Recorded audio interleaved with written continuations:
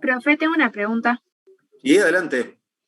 Ahí en el chat vi que pusieron, estamos por responder la pregunta número 8, pero nadie responde. Quería Así saber es.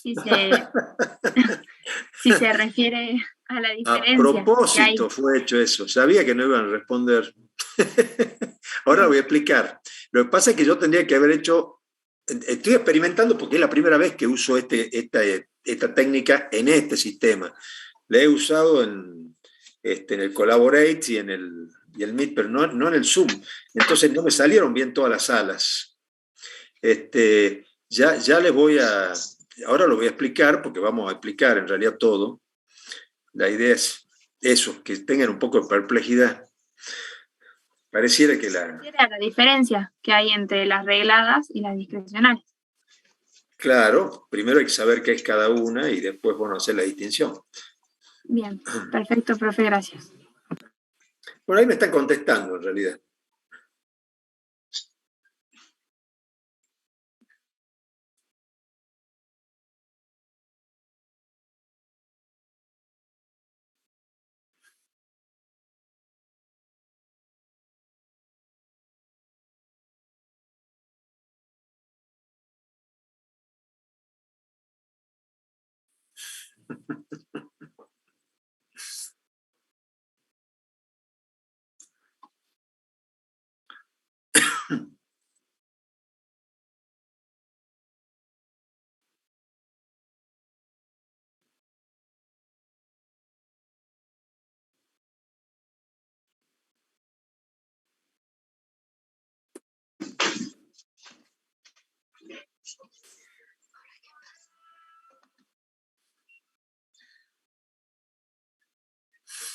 No responde, ¿qué le sucede?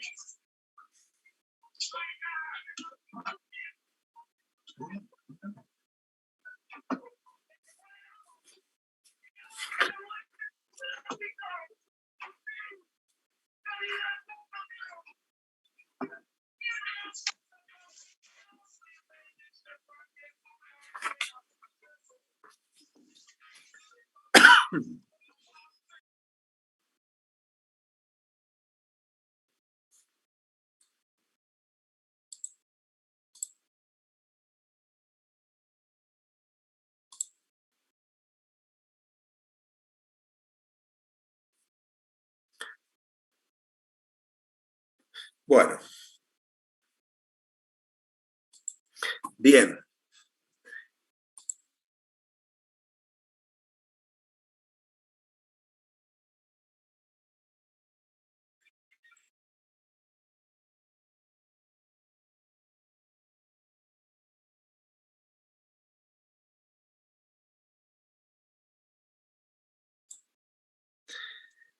Hola, sí, digo que son rápidos, bastante rápidos. Los buscadores son bastante eficaces, evidentemente, y ha dado lugar a una enorme cantidad de respuestas por mi propia impericia de no poder organizar bien distintos grupos. Ya voy a encontrar la fórmula para hacerlo. Porque la idea era formar por lo menos 10 grupos. Bueno, no pude hacerlo así. Prácticamente quedaron todos en la misma, chateando de manera directa. Vamos a los temas. La idea era usar esto como un disparador para poder retomar un poco las preguntas vinculadas a la administración, ¿no?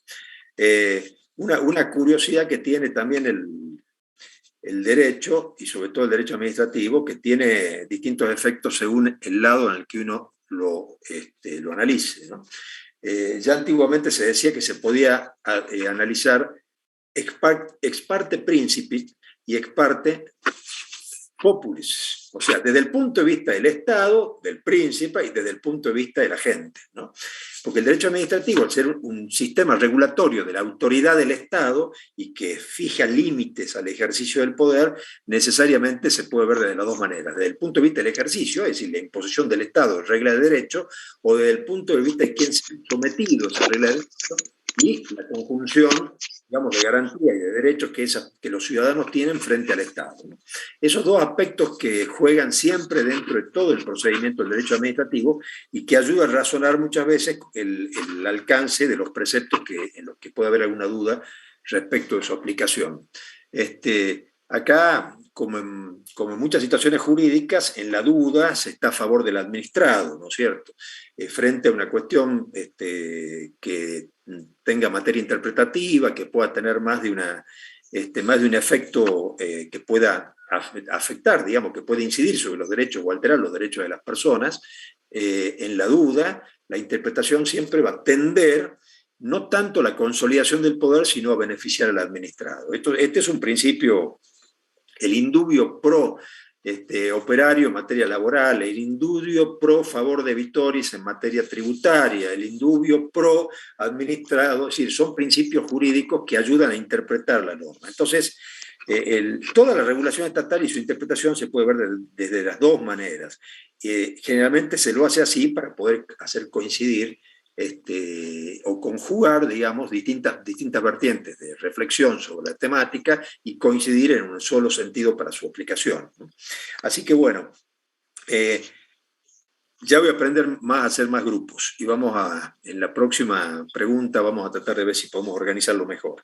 En esta, concretamente, ¿a qué apunto con el tema de las preguntas, ¿no? En primer lugar, ¿qué es lo que ejerce en definitiva la administración como función del Estado? Obviamente la administración se expresa como una manifestación del poder del Estado, ¿no es cierto? Decíamos que administración y gobierno son dos componentes del Estado diferenciales. El gobierno es el que opera el ejercicio del poder, es decir, la autoridad que tiene el Estado en relación a su vinculación con la comunidad, con los habitantes, con el territorio en el que residen los habitantes a quienes gobiernan, ¿no es cierto? En cambio, la administración es una de las vías que tiene el gobierno para poder llevar adelante su actividad o poder cumplir sus fines. La administración siempre va a ser la herramienta instrumental del Estado, ¿no? Para la realización de sus fines. Y desde ese punto de vista, entonces, cuando uno analiza los elementos del Estado, es muy importante tener en cuenta esa división de los elementos del Estado cuando se habla, es decir, de territorio, se habla de población, se habla de poder y se habla de gobierno. No se habla de administración, se habla de poder y se habla de gobierno, porque en definitiva la administración, insisto, es una porción del gobierno, es un aspecto de la actividad del gobierno, no la única, pero sí indudablemente una de las más importantes y significativas, ¿no? Hay otras funciones que tiene el Estado también que son realmente importantes porque hacen su misma subsistencia o a su misma realidad organizativa. Desde esa perspectiva, entonces, hacemos una concatenación de elementos, digamos, ¿no es cierto? Poder y gobierno son dos formas de expresar la misma cosa. El poder es el contenido de la autoridad del Estado, es la potestad que importa la posibilidad de coacción frente a la resistencia de su existencia. Y el gobierno es el que lleva adelante, en definitiva, el ejercicio práctico de ese poder. Y la administración es una de las herramientas que el gobierno utiliza para poder llevar adelante esa función. Por eso me interesaba volver sobre el concepto de poder, en definitiva, ¿no? Y después, en el tema de la función administrativa, es porque cuando hablamos de funciones del Estado, no de elementos del Estado, sino de las funciones del Estado, acuérdense que yo les comenté que en principio, hay una mirada clásica, ¿no es cierto? Que es, en definitiva, cuáles son las funciones del Estado, bueno, las que hace el Ejecutivo, el Legislativo y el Judicial. Pero cuando hablamos y cuando desagregamos los contenidos de esas funciones, nos damos cuenta que ya esa idea clásica de que el gobierno administra, el legislativo legisla y el Poder Judicial juzga, no es real. En realidad no se condice con el efectivo funcionamiento estatal. Entonces, las funciones se clasifican en principio en 4, pero puede haber otra función más según cómo se analice este tipo de clasificación. En los hechos hay una función gubernativa, hay una función administrativa, hay una función legislativa y una función jurisdiccional. No dije función judicial, sino función jurisdiccional, ¿no? Es decir, es una competencia vinculada al decir el derecho. Y esto no es inocente porque a veces hay órganos administrativos que ejercen función jurisdiccional. Es cierto que a veces esa función jurisdiccional tiene un control judicial posterior, pero en definitiva juzgan y deciden con un contenido muy similar al que ejercita o ejecuta el Poder Judicial. Por eso hablamos de función jurisdiccional y no de función judicial, ¿no? Entonces, función gubernativa, función legislativa, función administrativa, función jurisdiccional. Y dentro de este concepto, la función administrativa, habíamos dicho, ya no es una función que pertenece al Ejecutivo como históricamente se pensó. Siempre se decía que la función administrativa era una consecuencia natural de la actividad del Poder Ejecutivo, lo cual no es verdad, porque la función administrativa, en cuanto se traduce en una actividad concreta y práctica destinada a la realización de determinados fines o la materialización de determinadas decisiones del Estado, está íncita y presente en todos los órganos del poder del Estado.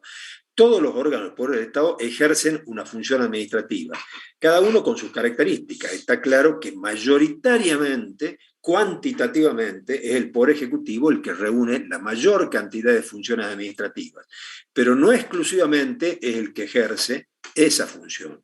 Entonces, como vemos, cuando hablamos de funciones, estamos haciendo referencia a algunas actividades que son transversales a los distintos poderes, más allá que uno la tenga en mayor medida, ¿no? Lo mismo pasa con, les decía recién, la función jurisdiccional. La función jurisdiccional es generalmente una atribución del Poder Judicial, porque el poder de decir el derecho es una función exclusiva de un órgano del poder que es especializado en este tipo de cuestiones y cuya función es resolver conflictos. Resolver conflictos con fuerza de verdad legal, se dice, porque la decisión judicial tiene el mismo efecto que una ley. O sea, una vez que se dicta para un caso concreto. Acuérdense que para que el Poder Judicial intervenga tiene que haber un caso, ¿no? Una controversia concreta. No, el Poder Judicial no es como el legislador que se pronuncia en abstracto, se tiene que pronunciar en las situaciones concretas de conflicto entre las personas o entre las instituciones. Y desde ese punto de vista, entonces, el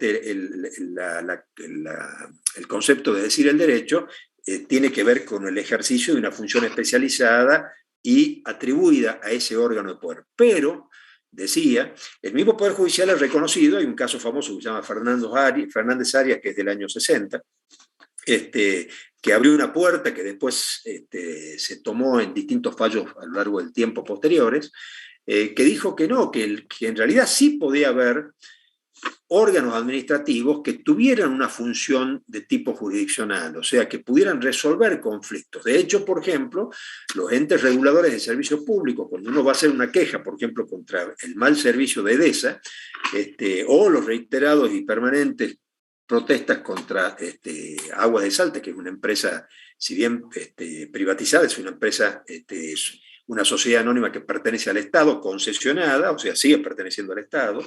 Uno va al ente regulador a hacer una queja y el ente regulador atiende esa queja y trata de resolverla y eventualmente de compensar si es que el defecto del servicio ha producido un daño, ¿no es cierto? Pasa, por ejemplo, con EDESA, cuando EDESA, el ente regulador la condena, por ejemplo, a restituir una heladera como consecuencia de una alteración del servicio eléctrico que se produce como consecuencia de una mala prestación del servicio. Esa decisión que toma el ente regulador para reconocerle al particular usuario, en definitiva, el daño, es una decisión de tipo jurisdiccional, porque está en definitiva juzgando hechos y decidiendo cuáles son las consecuencias de los hechos para condenar a alguien a que cumpla, a que dé cumplimiento a determinada obligación o a determinada condena pecuniaria. Desde ya que los órganos administrativos, para ser reconocidos como tal, van a tener siempre finalmente un control judicial. O sea, yo les decía, cuando hablábamos de esto, que no hay nada en la actividad de la administración que se escape al control judicial cuando el conflicto afecta a los derechos de las personas. Porque finalmente, tal como dice la Constitución, la Corte Suprema, los tribunales inferiores, tienen la competencia de atender a todos los conflictos relacionados con la Constitución Nacional y con los derechos que la Constitución Nacional reconoce. Y cuando habla ese artículo, que el 113, de todos los conflictos, de todos los asuntos, dice, son todos, no hay exclusión alguna. Puede haber, como pasa con los tribunales administrativos, como el Tribunal Fiscal de la Nación, por ejemplo, que resuelve cuestiones vinculadas a los derechos tributarios, en los reclamos de las personas contra los entes recaudadores. Son tribunales que tienen un conjunto de funciones y de competencias para decidir esos conflictos, pero finalmente ante la decisión adversa a los intereses de los particulares por parte de ese organismo, el particular va a tener la posibilidad de acudir a sede judicial y requerir un control suficiente de esa decisión administrativa, que si bien va a tener contenido jurisdiccional, no va a dejar de ser originada en un órgano administrativo. Entonces, otro tema, es decir, el poder gubernativo, ahora antes de hacer un repaso, una síntesis, el poder gubernativo sí, realmente es uno de los máximos poderes que tiene el Estado para llevar adelante la organización, la defensa, la instalación de sistemas, las relaciones exteriores, la declaración de guerra, la fijación de la moneda, la fijación del presupuesto. O sea, hay el artículo 75 de la Constitución Nacional, prácticamente en todos los incisos que tiene, está haciendo referencia a las funciones gubernativas, es decir, al gobierno, al ejercicio del gobierno mismo por parte de esos poderes.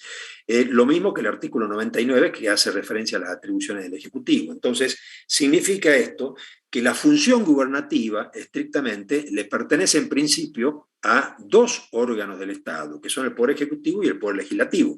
Porque se dice que, en definitiva, los tres poderes gobiernan, y es cierto. Es decir, el gobierno está constituido por tres poderes: el Poder Legislativo, el Ejecutivo y el Judicial, y después hay otros órganos que la Constitución crea, como el Defensor del Pueblo, la Auditoría, etcétera, que tienen unas funciones específicas, pero no son autónomos, se ubican dentro de estos tres poderes, ¿no?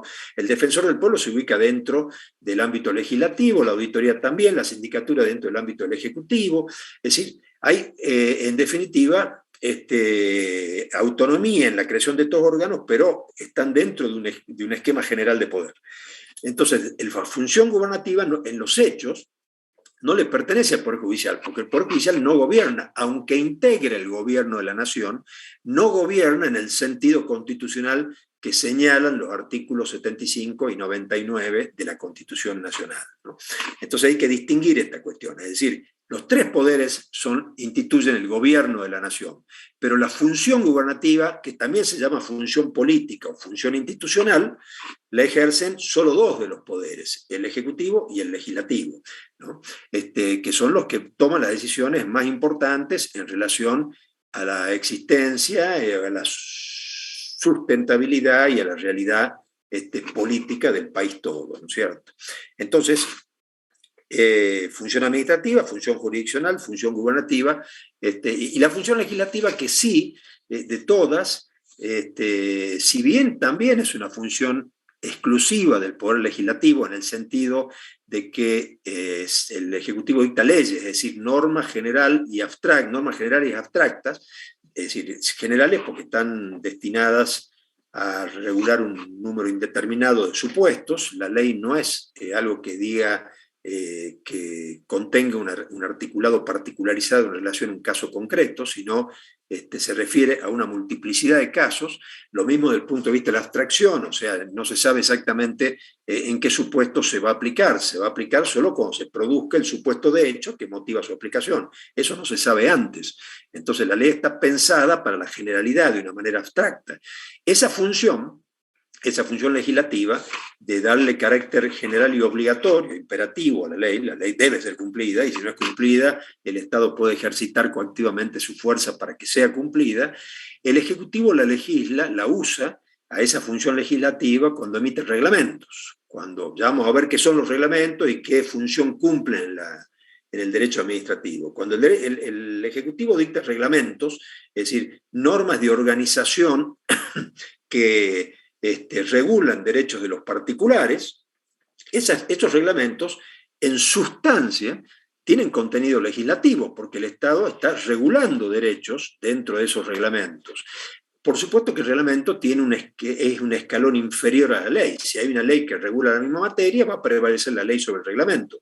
Pero no deja de tener contenido legislativo la redacción del reglamento. Por lo tanto, el Ejecutivo también a veces ejercita una función legislativa menor, subordinada a la ley, pero en definitiva función legislativa, que no tiene la entidad de una ley en cuanto a su carácter de generalidad y abstracción, pero sin ninguna duda en su redacción y su contenido es similar a una ley. Entonces, acá vemos entonces que esto que denominamos funciones del Estado, legislativa, jurisdiccional, administrativa, gubernativa, en realidad la ejercen todos los poderes del Estado. Lo que pasa es que la ejercen en diferente medida, con diferente intensidad y con diferente alcance, depende, en definitiva, de la norma constitucional que habilita esa función. Todas estas funciones están en la Constitución. Ninguna de estas funciones están creadas por ley o son creación del funcionario o del órgano de poder. Están en la Constitución. Todas nacen de la Constitución y por lo tanto se subordinan a la Constitución. Y sobre esto pivotea lo que hemos mencionado al principio, el principio de legalidad. O sea, toda la administración y la actividad administrativa y la actividad gubernativa está subordinada a la ley. En un caso, subordinada a la ley formal, emitida por un legislativo, y en otros casos, subordinada a la Constitución, cuando se trata del ejercicio de la función gubernativa. Entonces, volviendo al tema, es muy importante que esto lo tengan en cuenta cuando se razone, porque muchas de las decisiones del Estado, que después se toman en función de ciertas especialidades, están relacionados con alguna de estas funciones, ¿no es cierto? Esta decisión administrativa, esta decisión del Poder Ejecutivo, ¿qué es? Es ejercicio de la función administrativa, es ejercicio de la función jurisdiccional, es ejercicio de la función reglamentaria o legislativa, ¿se entiende? Es decir, uno tiene que tener claro estos conceptos, porque cuando lee una decisión administrativa, es decir, un acto administrativo, un decreto emanado del Poder Ejecutivo, una resolución ministerial, tiene que analizar no la forma, sino el contenido. O sea, se llamará decreto, pero el contenido puede tener un acto administrativo, un reglamento administrativo, una decisión jurisdiccional, es decir, cuando se resuelve un ente regulador un reclamo y emite un acto administrativo atendiendo el reclamo del particular y condenando a Edesa a que le restituya un elemento electrónico que se quemó como consecuencia del mal servicio. Es decir, hay una función jurisdiccional. O sea, ¿por qué tenemos que tener claro esto? Porque según sea el tipo de acto, según serán las consecuencias de ese acto y la forma en que se puede controlar. Porque está claro que lo que interesa de esto es que el ciudadano pueda controlar los efectos de ese acto, que no necesariamente implica que el acto de autoridad es válido por provenir de la autoridad, sino porque tiene fundamentos, tiene motivación, tiene razones, ¿no? Y en la palabra motivación me voy a detener un poco porque esto tiene relación con otra pregunta que les hice recién, ¿no? Entonces, bueno, la otra pregunta tiene que ver con las facultades regladas y discrecionales, ¿no? A ver, hace un rato leí que sí, efectivamente, bueno, lo buscaron en Google y lo transcribieron, lo que pasa es que con fundamentos parciales, ¿no es cierto? Efectivamente, ¿cuándo hay una facultad reglada y cuándo hay una facultad discrecional? Esto está relacionado con esto que hablamos ayer de oportunidad, mérito y conveniencia, ¿no? Acuérdense que hacíamos una distinción en estos conceptos, que son conceptos usados permanentemente en la administración. Es decir, oportunidad, este acto se dicta por razones de oportunidad, mérito, conveniencia, ¿no? Si ustedes se ponen, si un día simplemente que estén con un espacio en blanco, ingresan al boletín oficial de la provincia o de la nación, el boletín oficial de la provincia o el boletín oficial de la nación, o el boletín oficial de la universidad, que está disponible para todos están disponibles, pero todos son públicos, todos son accesibles, uno puede ver todas las publicaciones que hace el Estado, que la existencia de un boletín oficial es un requisito esencial para que las normas tengan su valor. Todas las leyes son válidas recién a partir de su publicación en el boletín oficial, o sea, una norma reglamentaria o una ley formal de la legislatura que no haya sido publicada en el boletín oficial no existe, no es exigible, ¿no? Por eso la importancia del boletín oficial. Si ustedes entran al boletín oficial van a ver una cantidad de decisiones diferentes, van a ver resoluciones, van a ver decisiones administrativas, van a ver decretos, van a ver publicaciones de empresas públicas, es decir, van a ver una cantidad enorme de normativa de distinto origen y carácter, actos administrativos, van a ver de todo. Cada uno de ellos tiene un contenido y una finalidad y una función diferenciada según a qué apunte su contenido. Lo que importa acá es no el formato, sino lo que dice, es decir, el contenido. Y ese contenido va a ser, como les digo, puede ser una decisión de carácter en ejercicio de la función administrativa, en ejercicio de la función jurisdiccional, en ejercicio de la función gubernativa o legislativa, ¿sí? Y entonces, ¿cómo es el tema de las funciones regladas y discrecionales? Bueno, se dice que la función es reglada cuando la norma, sea la ley o el reglamento, predetermina la conducta esperada del funcionario. O sea, la norma le está diciendo al funcionario cómo actuar. Dada cierta circunstancia, tiene que tomar determinado camino o decisión. Como ustedes pueden imaginar, el espectro de actividades en el que el Estado está involucrado es tan grande, tan enorme, que resulta imposible que una norma pueda contener todas las alternativas y sentidos que se le debe dar a la actuación administrativa, ¿no? Imagínense solamente esta división básica, como yo les decía la vez pasada, de los ministerios, ¿no es cierto? Si los ministerios de salud, de educación, de seguridad social, de acción social, de hacienda, de producción, de seguridad, de medio ambiente, etcétera, etcétera, etcétera. Es decir, creo que en Salta en este momento estamos con 17 ministerios, y estoy seguro que, por lo menos yo no conozco a todos los ministros, algunos sé quiénes son, otros no tanto, ¿no? Y a nivel nacional más o menos, hay creo que 21. Pero ya, y a su vez eso, que de cada cabeza ministerial se dividen secretarías, direcciones, dependencias y con distintos tipos de competencias. Imagínense solo el Ministerio de Gobierno, que el Ministerio de Gobierno tiene entre sus competencias las relaciones con la justicia, la conducción del registro civil, la inspección de personas jurídicas. Es decir, hay una cantidad, el boletín oficial del área del Ministerio de Gobierno, bueno, hay una cantidad de funciones que se van desagregando hacia abajo, digamos, ¿no? Entonces, ya con solo pensar en eso, ya ustedes se darán cuenta que ninguna norma puede contener todas las respuestas que el funcionario necesitaría para poder decidir frente a cada cosa que se le presenta, o a cada requerimiento que se le hace, o a cada decisión que tome.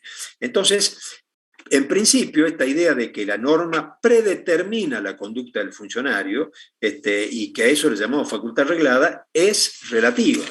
Porque entonces ahora decimos que como no puede contener todo, la decisión del funcionario, si bien no encuentra respuesta directa en la norma, sí encuentra una respuesta implícita en la función que él tiene que cumplir. Entonces decimos que las facultades regladas son cuando el funcionario tiene una conducta predeterminada en la norma en forma expresa o razonablemente implícita, ¿no? Es decir, insisto, cuando el funcionario tiene que tomar una decisión y la norma le indica al funcionario el modo o la forma cómo debe comportarse frente a determinados requerimientos, respuesta o decisión, en forma expresa o razonablemente implícita.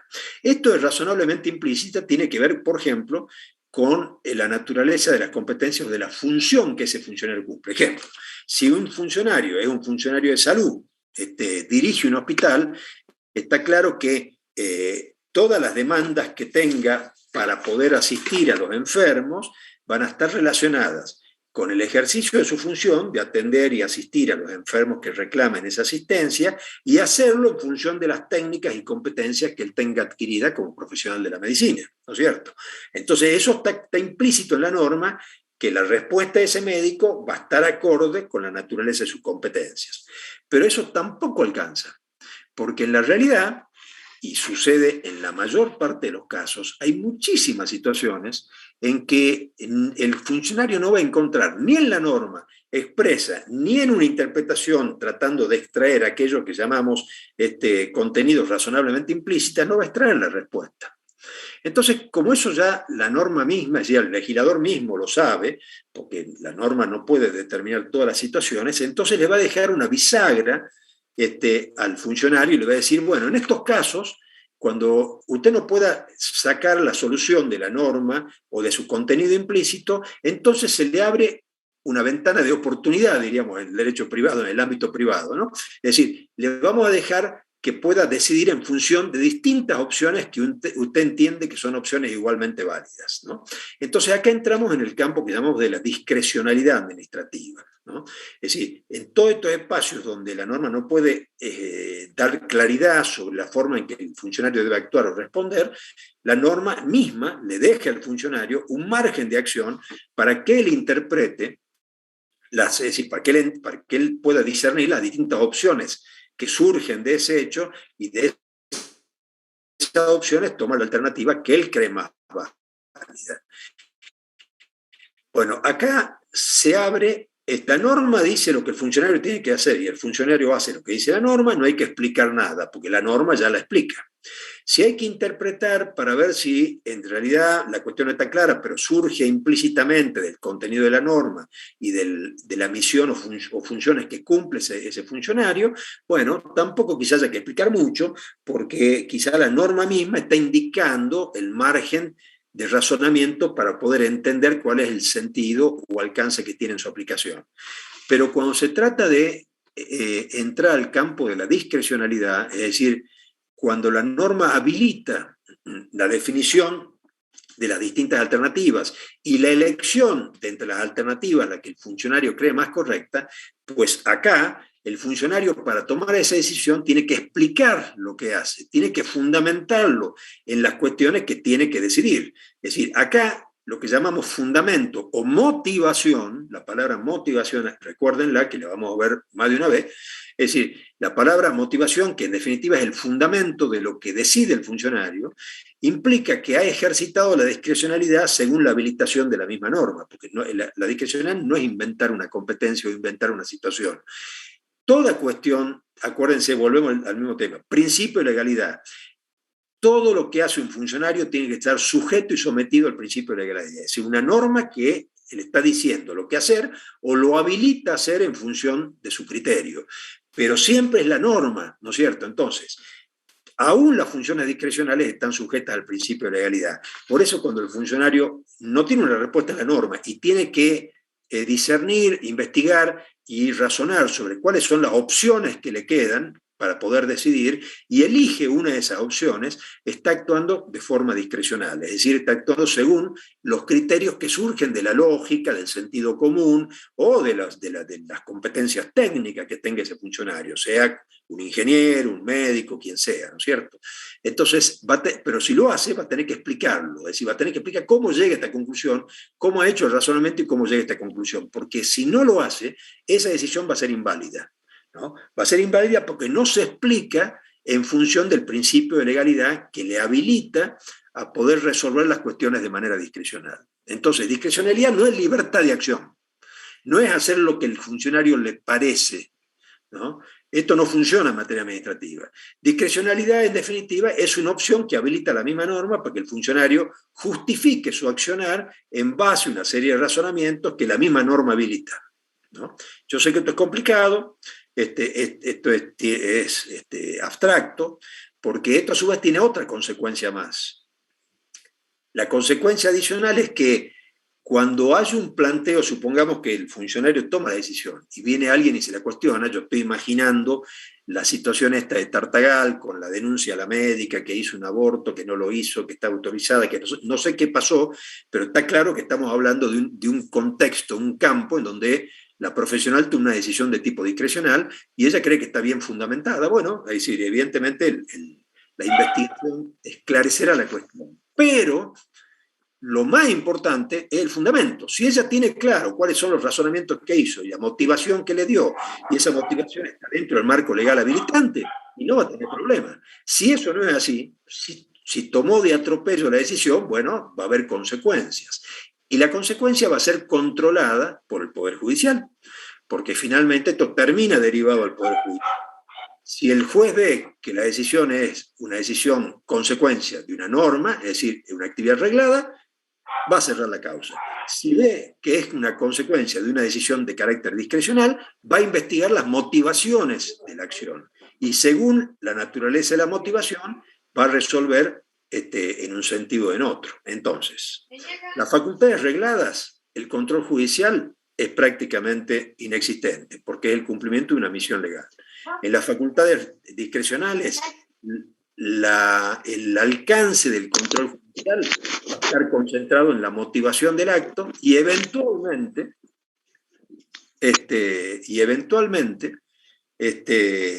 el juez puede decir que ese acto ha sido inválido y descalificarlo como tal. Lo que no va a poder hacer es sustituirse, o sea, no le va a poder decir al funcionario qué hacer. Lo que sí le va a decir es que lo que usted decidió es inválido porque no tiene motivación, ¿no es cierto? Y si no tiene motivación, no hay acto administrativo válido de ninguna naturaleza, porque el funcionario está obligado fundamentalmente a justificar sus actos sistemáticamente. Si no lo ha justificado, digamos, dando las razones por las cuales tomó esa decisión, pues ese acto va a ser inválido. Lo que sí va a hacer el juez va a decir, bueno, si es inválido, le devuelvo las actuaciones a la administración para que tome un acto nuevo, o si no, le inicio un proceso penal, porque evidentemente las consecuencias de lo que ha hecho son irreversibles. Dependerá, insisto, de la situación. Entonces, es importante saber cuándo el contenido de una decisión administrativa tiene origen en una función reglada o en una función discrecional. ¿Y a quién le corresponde esto? Al superior jerárquico.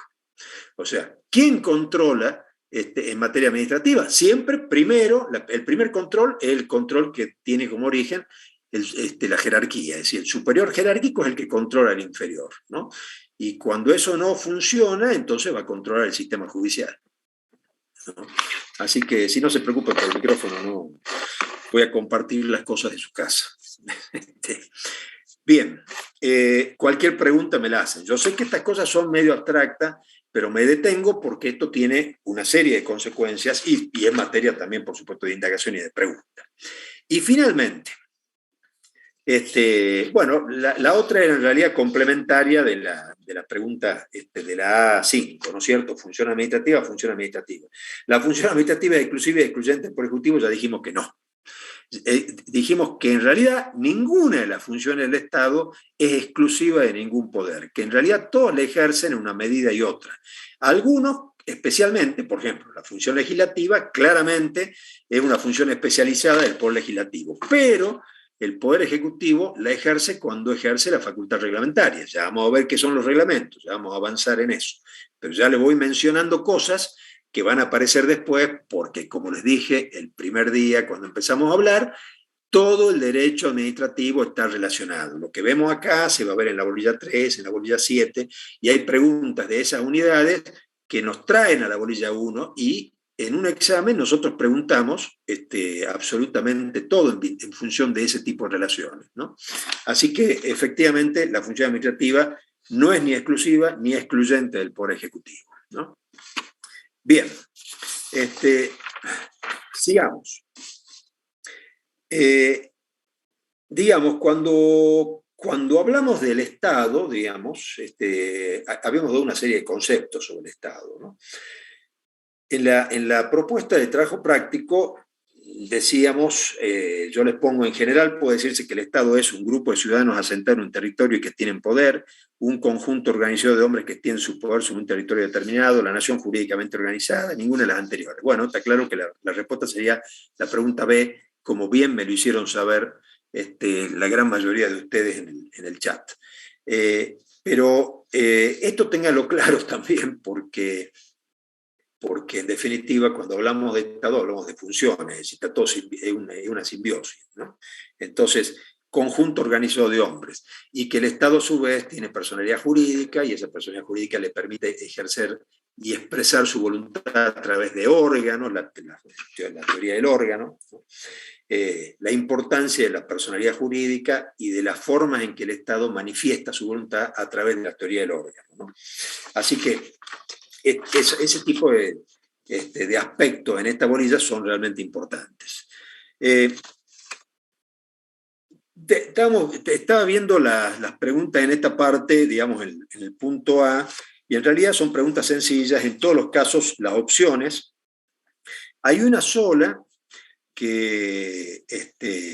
cuya respuesta es ninguna de las anteriores, ¿no? Ustedes pudieron ver dos en realidad, la 5 y la 8, la respuesta es ninguna de las anteriores. La 5 es la que les hice, ¿no es cierto?, con la función administrativa. Las tres opciones que están antes de ninguna de las anteriores son incorrectas, ¿no es cierto?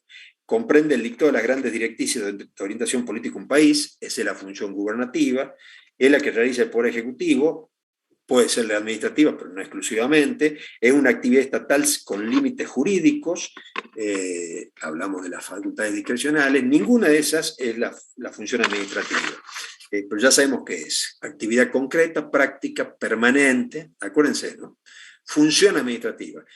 ¿Qué es el derecho administrativo? El derecho administrativo es el estudio de la función administrativa y de su control. Ahora, esto lo vemos después, en la otra bolilla, yo ya se lo voy anticipando. ¿Sí? Cuando hablamos de definición de derecho administrativo, ¿sí? ¿Qué es el derecho administrativo? Bueno, ahora ya sabemos qué son las funciones del Estado y cuál es la función administrativa. Entonces es más fácil entenderlo. Entonces decimos que el Estado, el derecho administrativo estudia el ejercicio de la función administrativa y de su control, o sea, del control que se ejerce contra el ejercicio de la función administrativa, ¿no? Porque el control es una parte del poder, o sea, no existe poder sin control.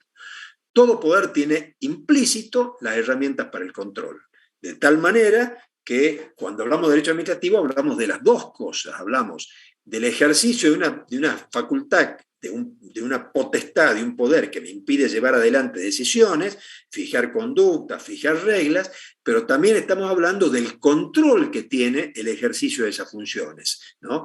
Y los órganos del poder están mutuamente controlados, porque al ejercer distintas funciones, cada uno de ellos, a su vez tienen el modo cómo se van. Bueno, sí, acá me preguntan una cosa que es cierto, es decir, si la respuesta 1 estaría incompleta porque faltaría el ser reconocido internacionalmente. En realidad, esta es una diferencia entre validez y eficacia, ¿no? O sea, es válido el Estado que se organiza en función de estos componentes que hablamos, ¿no es cierto? Población, territorio, poder y gobierno.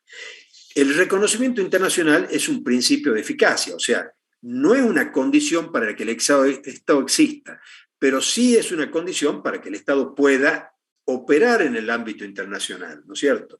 ¿Hay Estados no reconocidos? Bueno, a veces hay naciones como, por ejemplo, los uigures en la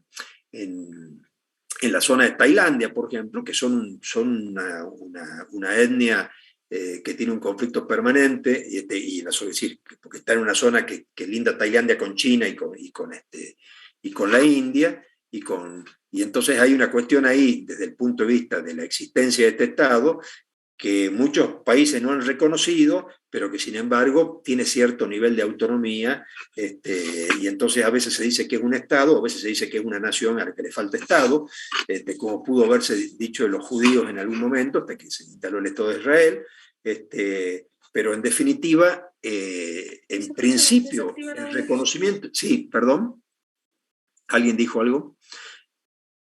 El reconocimiento internacional es un elemento que se necesita para que el Estado pueda operar en el mundo, no para su existencia. Para su existencia se requieren estos 4 requisitos. Digamos, volvamos al tema. Territorio, población, poder y gobierno. Para que el Estado pueda relacionarse, operar, actuar en el mundo, se requiere el reconocimiento internacional. Porque si no, ese Estado estaría sujeto permanentemente a un conjunto de tensiones que lo harían en los hechos inviables, ¿no? Así que le agradezco la pregunta, me viene bien para aclararla, ¿no? Efectivamente, o sea, el ser reconocido internacionalmente no es un requisito para la existencia del Estado, pero sí para que pueda operar e insertarse en el mundo. Bueno, volvamos un poco a la... Y la otra pregunta que decía ninguna de las anteriores era la función legislativa desde el punto de vista procesal se exterioriza a través de contratos, actos o sentencias, ninguna de las anteriores, ¿no es cierto? O sea, la función legislativa, por eso cuando hablamos de función legislativa, vale también la aclaración, cuando hablamos de función legislativa, siempre decimos ley en sentido formal o ley en sentido material, ¿no es cierto? Esto ténganlo presente también. ¿Cuándo una ley lo es en sentido formal y cuándo una ley lo es en sentido material, ¿no? Decimos que una ley en sentido es formal, cuando hablamos de una ley, decimos que esa ley es formal, cuando esa ley ha sido dictada por el Poder Legislativo siguiendo los procedimientos definidos en la Constitución para su sanción. Acuérdense que es un elemento importantísimo, porque una ley sancionada por el legislativo que no haya seguido el procedimiento que establece la Constitución para su sanción, puede ser descalificada como ley por el Poder Judicial, que tiene un control sobre la constitucionalidad de las normas. Por ejemplo, que una ley no haya sido sancionada con la mayoría requerida. Hay leyes que requieren mayorías especiales. Por ejemplo, una ley tributaria requiere lo que se llama mayoría absoluta. ¿Qué es mayoría absoluta? Es la mitad más uno de la totalidad de los legisladores habilitados en esa cámara respectiva, ¿no? Si es unicameral, será unicameral, y si es de 2 cámaras, Senado y diputados, será en relación a cada cámara. Mayoría absoluta de los legisladores habilitados en esa cámara. Al ser de todos los legisladores, si la mayoría fuera circunstancial, porque supongamos, eran 60 legisladores los que tienen que estar sentados en sus asientos para poder sancionar la norma, pero se sancionaron 50, se sentaron 50, la Cámara funciona porque tiene quórum, más de la mitad más uno da quórum para funcionar, pero no puede sancionar, si la ley que se aprueba por la mitad más uno de los legisladores presentes, no estamos hablando entonces de la mayoría absoluta de la totalidad de los legisladores, porque si son 60, la mayoría absoluta de la totalidad de los legisladores es 31. En cambio, si son 50 los que están sentados, debiendo estar 60, y aprueba la mitad más uno, o sea, de 50 a 26, no estamos llegando a la mayoría absoluta. Entonces, en esto se clasifica la mayoría relativa y la mayoría absoluta, o la mayoría agravada. La mayoría agravada es cuando son 2/3 de la legislatura. Entonces, el tema es, cuando se sanciona una norma que no contiene, no ha respetado los procedimientos establecidos en la Constitución para su sanción, esa norma, por más que esté sancionada por el Poder Legislativo, va a ser una norma inválida, ¿no? Y en ese caso no podremos hablar de ley formal, porque va a ser una ley que va a contener un vicio de origen que va a ser descalificada en su aplicación por el sistema judicial. Entonces, tengamos en claro que ley formal es cuando el legislativo sancionó una ley siguiendo los procedimientos establecidos en la Constitución. Si no se han cumplido esos procedimientos, esa norma, por más que provenga del legislativo, va a ser una norma descalificable porque le va a faltar un requisito esencial, que es el de haber cumplido esos procedimientos. ¿Está?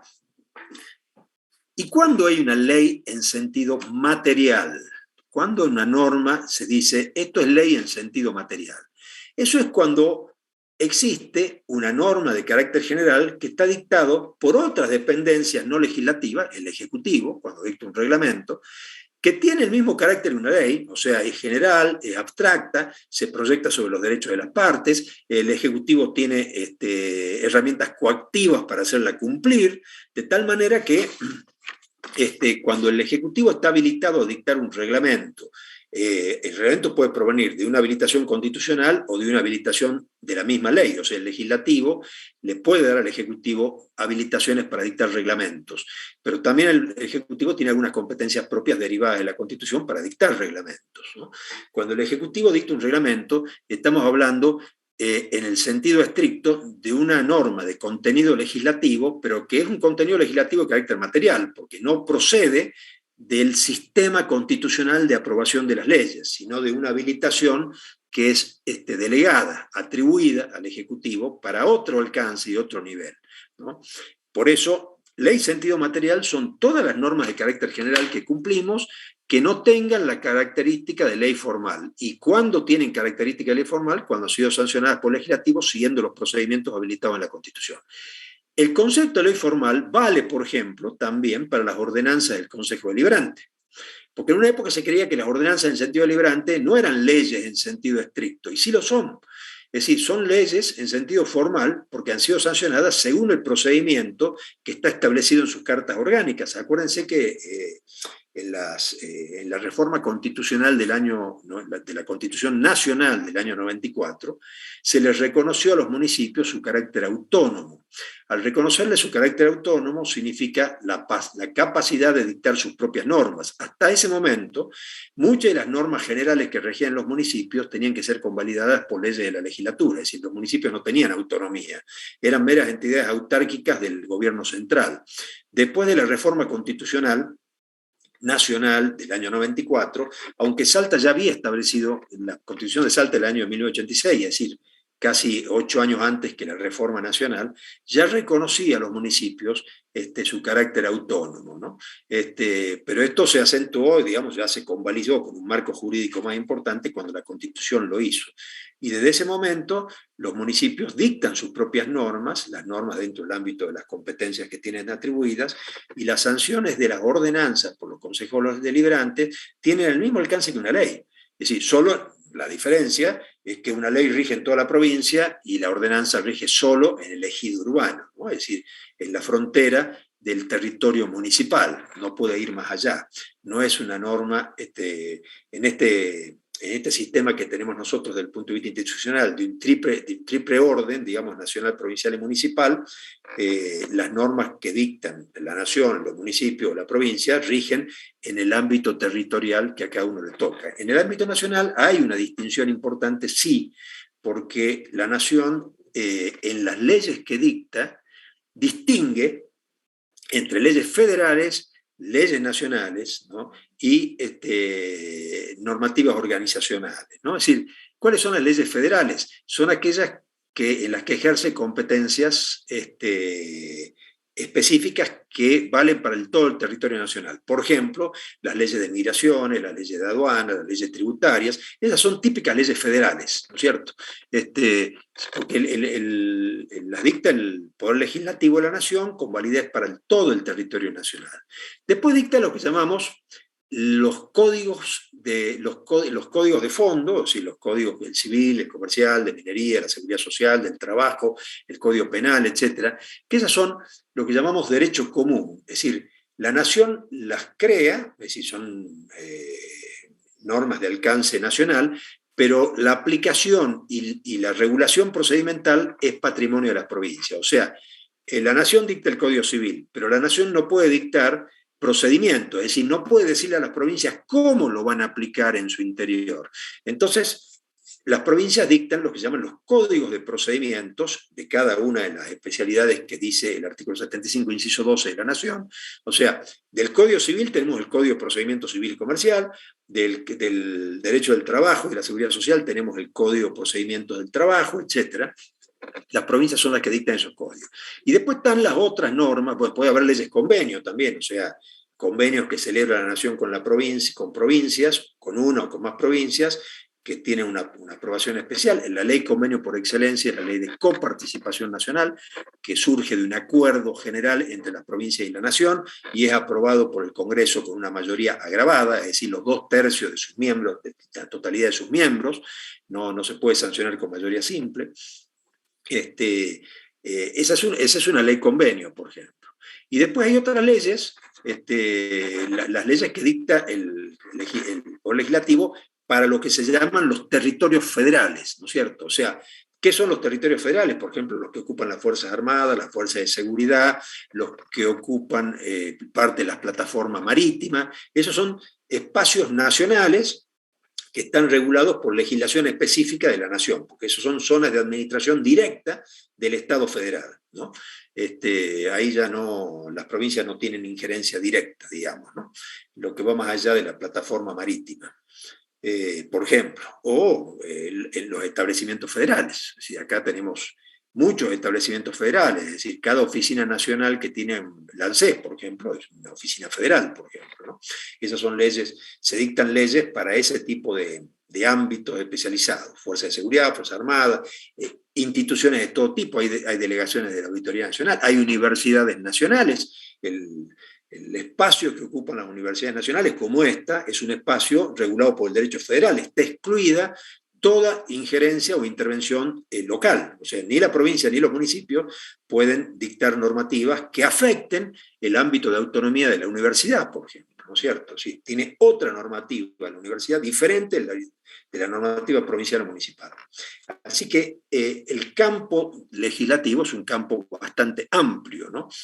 Por eso es importante saber que la función legislativa tiene distintos perfiles. Cuando uno habla de ley, no está hablando de un solo tipo de ley, sino está hablando de distintos tipos de normas y cada una de ellas con una serie de características y consecuencias y mayorías para su aprobación que están determinadas en la Constitución, ¿no? Entonces tendríamos acá, a nivel nacional, tendríamos las leyes federales, ¿no?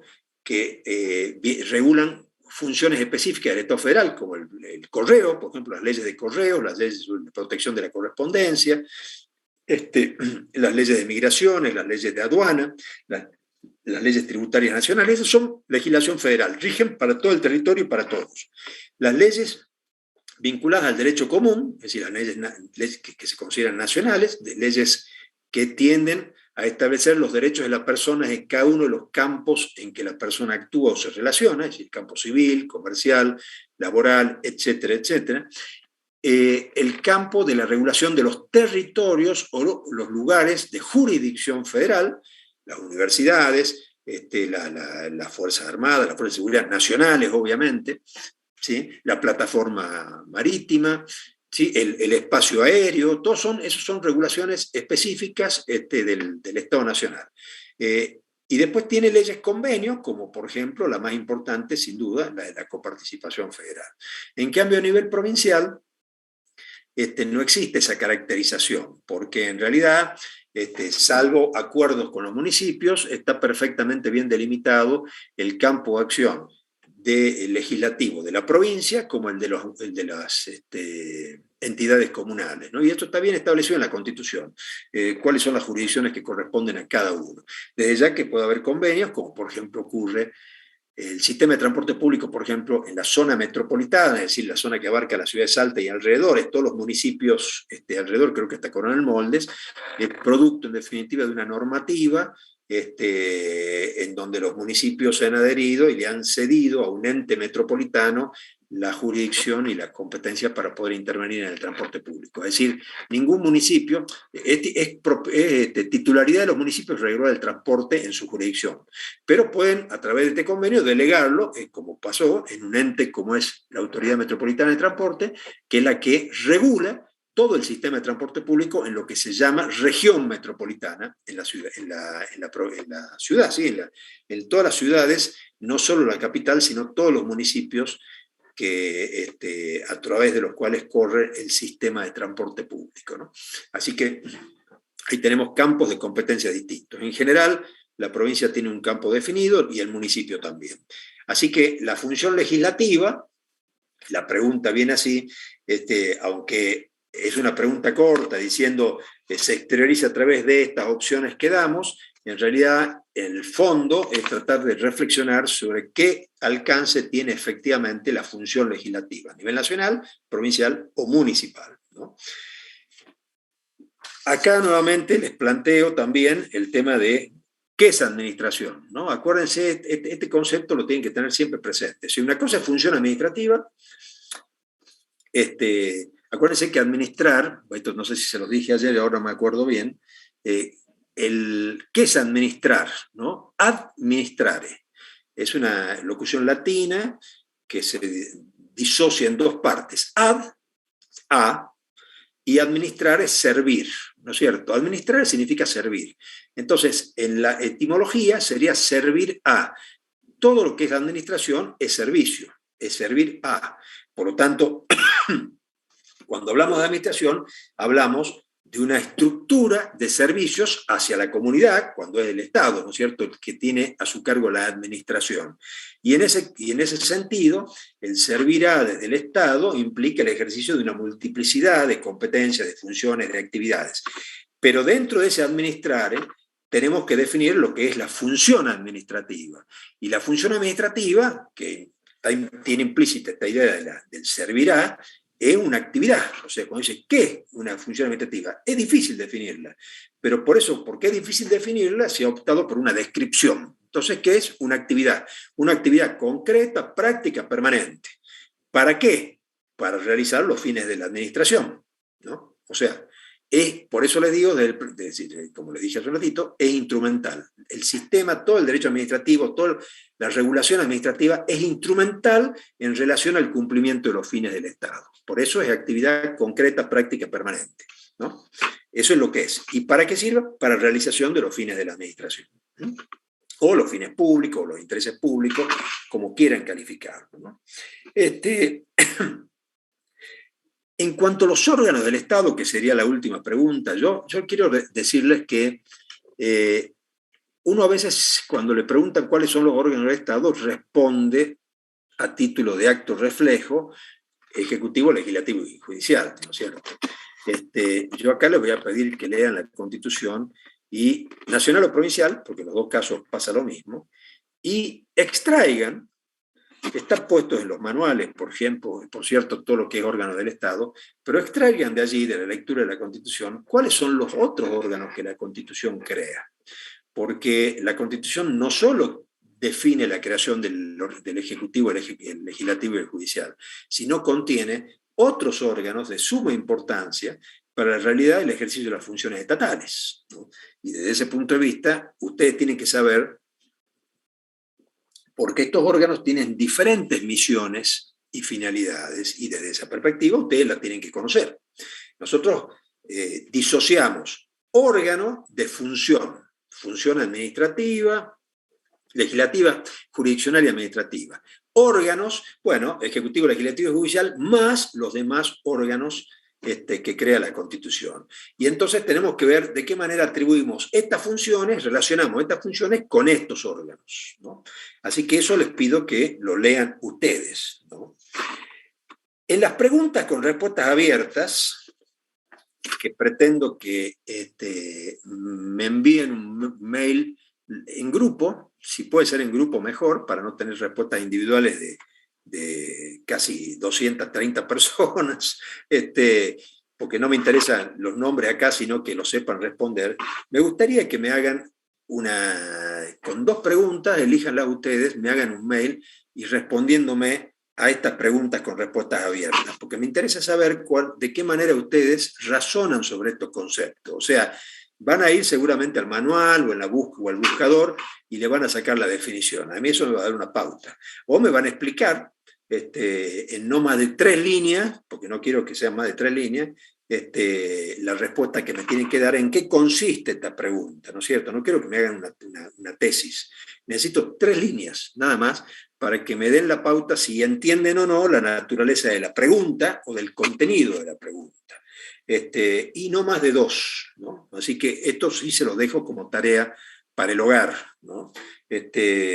La mayoría seguramente lo va a pasar de largo. Nosotros tenemos exámenes parciales, pero siempre es bueno que yo pueda, sí, ahora explico lo que es ley material de nuevo. Es bueno que yo pueda saber antes de tiempo, antes que lleguemos al parcial, si efectivamente hay una dificultad de comprensión o en el modo como se explica alguna de las respuestas a estos disparadores que son preguntas con respuestas abiertas.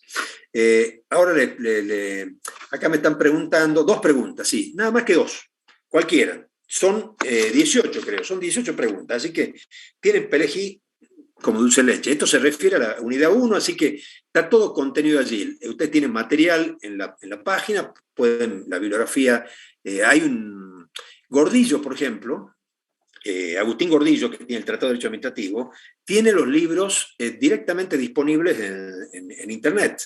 Uno pone cualquier tema de Gordillo, en el caso preguntemos función administrativa, Gordillo, y le va a salir la página correspondiente del manual para que lo puedan leer. Verdaderamente es una obra muy importante, es muy buena, es clara, es fácil de leer, y abarca desde ya mucho más de lo que nosotros estudiamos en esta materia en el ámbito de la carrera de las ciencias económicas, pero sí es importante, si ustedes tienen un contacto con ese texto, que ustedes tengan la posibilidad de leerlo, porque Gordillo razona como si estuviera razonando en un diálogo con otra persona. Es realmente muy bueno, ¿no? Ya les digo los parciales enseguida. Ahora, me preguntaban nuevamente el tema de la ley en sentido material. Bien. Repito este concepto, porque es un concepto que nosotros preguntamos en los exámenes, ¿no? Cuando nos toca. Acuérdense que este año, en este cuatrimestre, mejor dicho, ya tenemos habilitada parcialmente la posibilidad de tomar evaluaciones presenciales, ¿no? Y la cátedra tiene la idea de solicitar autorización con protocolo para realizar una evaluación parcial presencial. No sé si vamos a llegar para la fecha, ¿no? Es decir, pero puede que sí, porque estamos hablando de octubre. Ahora les pongo acá en el chat la fecha de los parciales. Volvamos al tema. Entonces, Ley en sentido formal es la ley que sanciona el Congreso de la Nación o la legislatura o el Consejo Deliberante siguiendo los procedimientos establecidos en la Constitución. La ley, el procedimiento para la sanción de una ley está expresamente establecida en la Constitución Nacional o en la provincial. Hablemos de la nacional.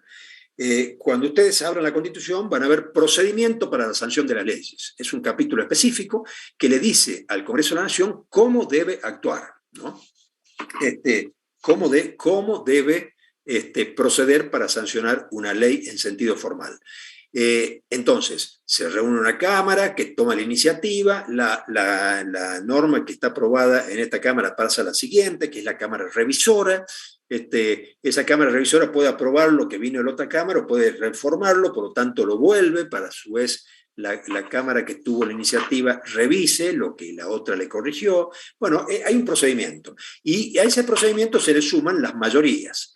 No todas las leyes se sancionan con la misma mayoría. La mayoría se aprueban por mayoría simple, es decir, por la cantidad de legisladores presentes en el momento de la sesión. Pero hay normas, algunas normas especiales, que requieren mayorías de mayoría absoluta o mayoría agravada de 2/3. En esos casos tiene que respetarse la mayoría. Entonces, ley en sentido formal, ley sancionada por el Congreso siguiendo los procedimientos establecidos en la Constitución. Ley en sentido formal es cuando una norma es dictada por otro tipo de organismos. Por ejemplo, el Poder Judicial dicta reglamentos, por ejemplo, para su organización interna. Esos reglamentos son legislativos, o sea, contienen todo un conjunto de normas que el personal tiene que aceptar y acatar, ¿no es cierto? No solo se les reconocen derechos, licencia, horario, etcétera, sino también un conjunto de dispositivos vinculados a la misma organización del Poder Judicial, cómo se distribuye el personal, de quién depende, qué jerarquía va a tener, la progresión en la carrera administrativa, etcétera, ¿no? Es decir, los reglamentos dictados por órganos ejecutivos tienen contenido legislativo, aunque no son leyes en sentido formal, y por tanto son tan exigibles como una ley en el ámbito en el que se aplica. Esas son leyes en sentido material. Ley en sentido material es toda normativa que no ha sido sancionada por el Poder Legislativo siguiendo los procedimientos constitucionales. En general, normas dictadas con el nombre de reglamentos por los departamentos ejecutivos, municipales o provinciales, o la misma nación, el mismo Poder Ejecutivo Nacional, ¿sí?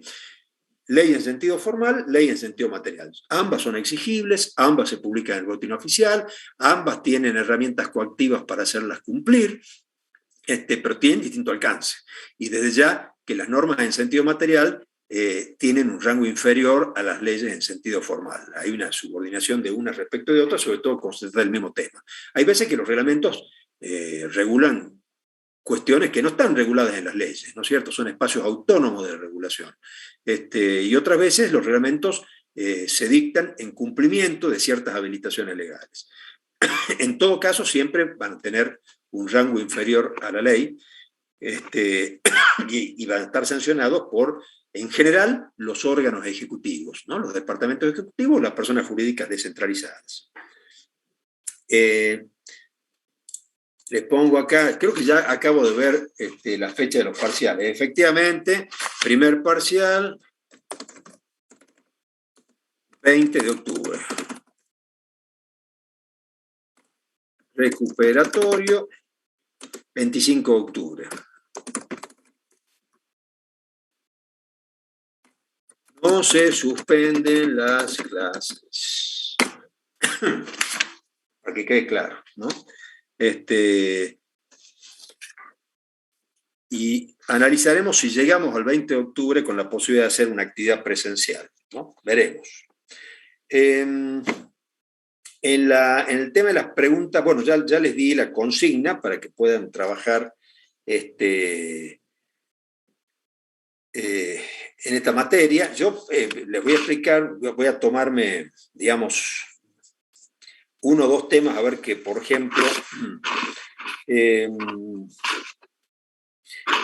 acá la pregunta 13, por ejemplo, las funciones de gobernar, administrar, legislar y juzgar, ¿se pueden transferir entre los distintos órganos de Estado sin limitación alguna? Bueno, acá entramos en un tema esencial para lo que llamamos Estado de Derecho, ¿no es cierto? ¿cuál es el concepto de Estado de Derecho? ¿No es cierto? La explicación más sencilla, para no ir por la vía compleja, es que el Estado se subordina a la norma, es decir, todo el funcionamiento y el actuar estatal está sujeto a una regulación legal, principio de legalidad. Este principio de legalidad dice que aún el que dicta la norma debe cumplirla. Es decir, no hay nadie eximido de cumplir con una norma de carácter general, ni siquiera el órgano que dictó esa norma. Cuando el legislativo dicta una ley, todos los legisladores y la legislatura misma o el Congreso mismo están sometidos a esa ley. De tal manera que esta primera regla, de que nadie se exime del cumplimiento de la ley y que es consecuencia del principio de legalidad, es decir, que todo el actuar del Estado y el actuar de la administración está sujeto al principio legal, indica entonces que se transforma en una atribución estricta en relación al órgano que la tiene habilitada. Es decir, cada uno de los órganos que tiene habilitada una función no la puede transferir a otro. Por eso la división de poderes es esencial en un Estado de Derecho. Pero como dijimos hace un rato, las funciones estatales a veces se ejercen por los distintos poderes de una manera diferente, pero se ejercen por los distintos poderes, ¿no? Para evitar este tema de que uno solo de los órganos del poder pueda acumular la totalidad del poder por transferencia que le puedan hacer los otros, la misma Constitución prohíbe la transferencia de funciones. El artículo 76 de la Constitución dice que le prohíbe al Poder Legislativo, que finalmente es el órgano de mayor importancia desde el punto de vista de la regulación legal, le prohíbe al Poder Legislativo delegar en el Poder Ejecutivo competencias propias, ¿no? Este es el principio general. Es decir, el Estado de Derecho se organiza en función a la división del poder. La división del poder implica que ninguno puede ejercer la totalidad del poder, sino que cada uno tiene una porción del poder, que se controlan mutuamente, que a veces están habilitados a dictar o a ejercitar funciones de otro organismo, pero sujetos a un control, ¿no? Siempre va a ser el control judicial final, ¿no? Y que tienen prohibido delegarse funciones entre sí. Esa prohibición, el mismo artículo 76 la atenúa al decir que se prohíbe la delegación legislativa salvo cuestiones de administración por determinado tiempo, ¿no? O sea, hay veces que el Poder Legislativo habilita al Ejecutivo a ejercer ciertas funciones que le corresponden al Legislativo, pero por su complejidad o variabilidad necesitan de cierta complementación técnica o de ciertas modificaciones según los tiempos que no se condicen con las formalidades que tienen las tramitaciones en el Poder Legislativo. El Poder Legislativo es un órgano cuya actividad es excesivamente formal y rígida, ¿no es cierto? Al ser tan formal y rígida, al tener que seguir tanta normativa y un camino preestablecido y al que debe cumplirse, requiere tiempo la intervención del legislativo, requiere tiempo la elaboración, la propuesta, el trámite, la sanción, la promulgación, es decir, ese trámite muchas veces no se condice con ciertas demandas de la realidad que requieren una respuesta inmediata a determinadas situaciones. Hay casos entonces que por la complejidad técnica, por ejemplo, una ley como la de accidentes de trabajo, ¿no? Hay muchísimos accidentes de trabajo. Cada una de las actividades económicas del hombre tiene algunos tipos de accidentes que son característicos de esa actividad. Es decir, por ejemplo, un caso, el famoso, en función del cual se fue desarrollando a lo largo del tiempo esta idea del reconocimiento de enfermedades laborales. Los que trabajan en las minas de plomo adquieren una enfermedad que se llama saturnismo, ¿no es cierto? Es una enfermedad mortal que si no se atiende a tiempo, bueno, produce el deceso de la persona o una incapacidad de distintas características. Por supuesto que las tecnologías actuales hacen que las personas trabajen más resguardadas, con más medidas de seguridad, pero en definitiva es una enfermedad propia de las minas de plomo, ¿no es cierto? No es una enfermedad que pueda ser de los que trabajan con madera, ¿no es cierto? Los que trabajan con madera tendrán otras enfermedades que puedan ser el polvillo, las alergias, es decir, otra enfermedad. O sea, cada actividad tiene un distinto tipo de enfermedad. Por eso es imposible que una ley haga una enumeración de todas las enfermedades del trabajo que el Estado reconoce para ser cubiertas desde el punto de vista de la salud, de la seguridad social y eventualmente indemnizadas si es que producen discapacidades en las personas o limitaciones en su capacidad. Entonces, como esto no se puede hacer, porque sería una enumeración eterna, porque a cada aparición de una actividad nueva seguramente aparece una nueva enfermedad, entonces lo que hace el legislativo es hacer una norma general regulando las consecuencias que tiene, por ejemplo, atender las enfermedades del trabajo, pero dejar la enumeración de esas enfermedades al Poder Legislativo, al Poder Ejecutivo, ¿no es cierto? Esto se llaman, en el lenguaje del derecho del trabajo se llaman baremos, ¿no es cierto? Son listas de enfermedades relacionadas con distintas actividades económicas. El legislativo no podría hacerla porque además si las hace, ya mañana estaría obsoleta porque aparecerían nuevas enfermedades. Entonces lo que hace el legislativo es regular el contenido de las normas generales, decir qué tipo de cobertura o de atención van a tener las enfermedades laborales, pero no las enumera, lo habilita el Ejecutivo a completar la ley, ¿no es cierto?, a completarla, haciendo una enumeración que va a ser una enumeración cambiante en función de lo cambiantes son las relaciones laborales, las actividades laborales en su conjunto, ¿no? Entonces acá, por ejemplo, hay una situación en donde no hay una delegación de poder, ¿no es cierto? No es que el legislativo esté cediendo sus funciones típicas, sino que está reconociendo una realidad dinámica que necesita ser atendida con una prontitud que el mismo legislativo no puede asegurar por la misma formalidad de la forma en que razona y decide, ¿no es cierto? Ese tipo de formalidad lo limita en las velocidades que la realidad cada vez más dinámica de la vida y del mundo requiere. Entonces lo que hace es habilitarle al Ejecutivo un espacio para completar la norma. Eso sucede también, por ejemplo, con las leyes de estupefacientes. Es decir, todos los días se crean químicos nuevos vinculados con el concepto de estupefaciente. Uno conoce lo que aparece en los diarios, ¿no es cierto? La cocaína, la marihuana, pero esto no es verdad. O sea, hay cientos de miles de productos que tienen características de estupefacientes. Y eso depende de la evolución científica, de la biología, de la química, etcétera, que está evolucionando todo el tiempo y en muchos casos requiere el resguardo, la limitación no solo de la venta, sino también del uso de este tipo de elementos. Como eso no lo puede hacer el legislativo, si el legislativo no puede sancionar una norma regulando los estupefacientes y estableciendo en una enumeración todos los estupefacientes que corresponden, lo que hace es decir, bueno, el legislativo regula la ley de estupefacientes, contiene todo lo necesario para saber cómo operar frente a un estupefaciente, pero la palabra ¿qué es estupefaciente? No la puede definir la ley, lo habilita el Ejecutivo para que el Ejecutivo complete la ley y describa e incorpore todo el listado de nuevos productos que se consideran estupefacientes, ¿no es cierto? Esas son normas en donde, como consecuencia del artículo 76, el legislativo no delega competencias propias, sino habilita al Ejecutivo a completar la norma, es decir, en definitiva, le da una habilitación administrativa para que complete la norma con el nombre de los dispositivos que se consideran contenidos en la ley de estupefacientes.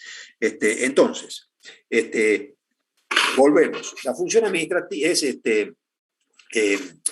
las funciones de gobernar, administrar, legislar y jugar, ¿se pueden transferir? No. No se transfieren entre los órganos del poder. Sin ninguna duda no pueden, porque está expresamente prohibido. Pero sí, aspectos especiales de las normas pueden generar que se habilite al Ejecutivo a completar la norma describiendo, fundamentando o incorporando elementos para que la norma sea inteligible y aplicable en la realidad, ¿no es cierto? Desde ya que hay funciones que ejercen más de un órgano. Cuando, por ejemplo, hablamos de que el Ejecutivo dicta el estado de sitio en un territorio, en una parte del territorio nacional o en alguna provincia, ¿no es cierto?, debe intervenir después el Poder Legislativo para convalidar el estado de sitio. Si no lo convalida, el estado de sitio va a dejar de tener efecto, ¿no es cierto? Valdrá mientras duró, pero lo cierto es que necesita la intervención del Congreso. La declaración de guerra necesita la intervención de los dos. La fijación de la moneda, la sanción del presupuesto, que es un acto político de enorme envergadura para el funcionamiento de la nación, tiene una iniciativa en la Cámara de Diputados, pero la presentación del proyecto de presupuesto, la iniciativa es del Ejecutivo. Es decir, el Congreso no puede tomar la iniciación del presupuesto de la Nación. Necesita que el Ejecutivo lo habilite con su iniciativa y después, por supuesto, el Congreso va a intervenir y va a poder modificar los rubros, eventualmente darle otro alcance. Lo que no puede es iniciar el tratamiento si el Ejecutivo no lo habilita. O sea, estamos hablando de funciones de carácter gubernativo, político, institucional, que van a ejercer los dos órganos, el Ejecutivo y el Legislativo, ¿no es cierto?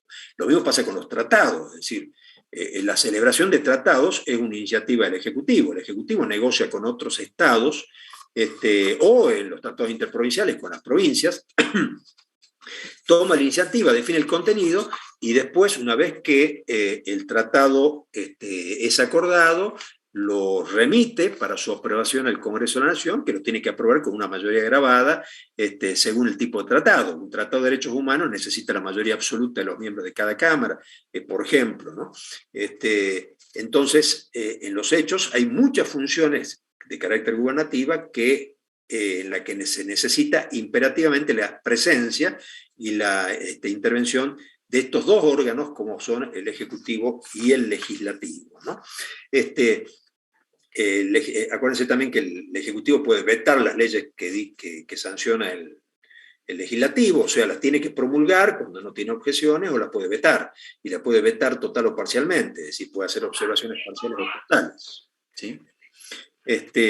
Lo mismo puede pasar, por ejemplo,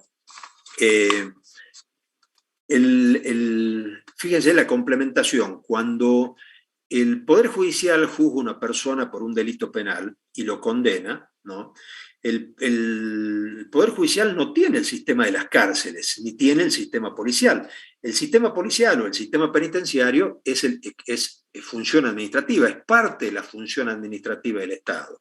Él tiene que organizar administrativa estas dependencias para prestar servicio al Poder Judicial. Hay un dicho, digamos, popular, en general muy antiguo, que dicen que el Poder Judicial no tiene ni la bolsa ni la espada. O sea, tiene el poder de decidir, pero no puede ni aplicar la pena ni definir su financiamiento, ¿no es cierto? Porque el financiamiento va a surgir del presupuesto aprobado por el Legislativo a iniciativa del Ejecutivo, y la espada, o sea, el poder hacer cumplir sus decisiones, va a requerir de una fuerza administrativa que sea fuerza de seguridad, o sea, en definitiva, un espacio de la administración que esté destinado a cumplimentar determinadas decisiones del Poder Judicial, que no pertenecen al Poder Judicial, pertenecen a otro órgano.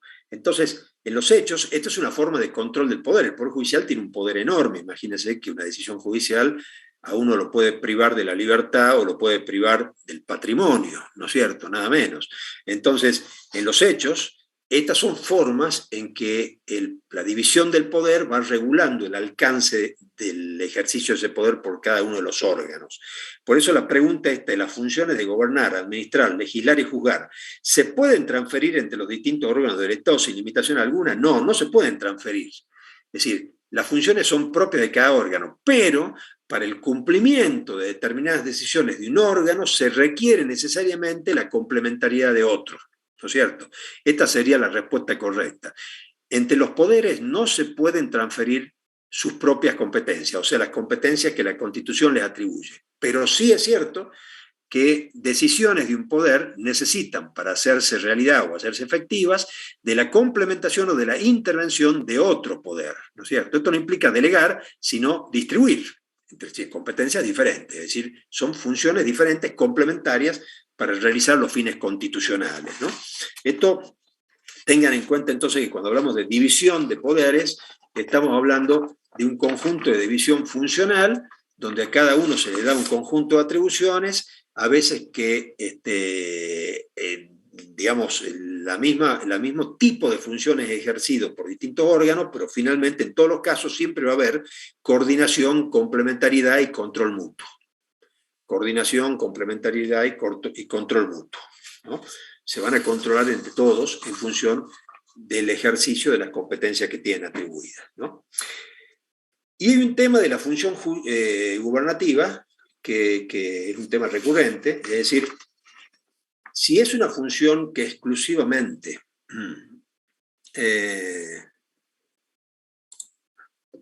primer parcial hasta la unidad 6, ¿no? El tema de la función gubernativa, hay un tema que recurrentemente surge, ¿no es cierto? Y tiene que ver con lo siguiente, es decir, yo les decía, y les repito siempre en las dos clases, toda decisión administrativa finalmente va a poder tener un control judicial, ¿no es cierto? O sea, que el control judicial es la última instancia de control en un sistema de distribución de poder.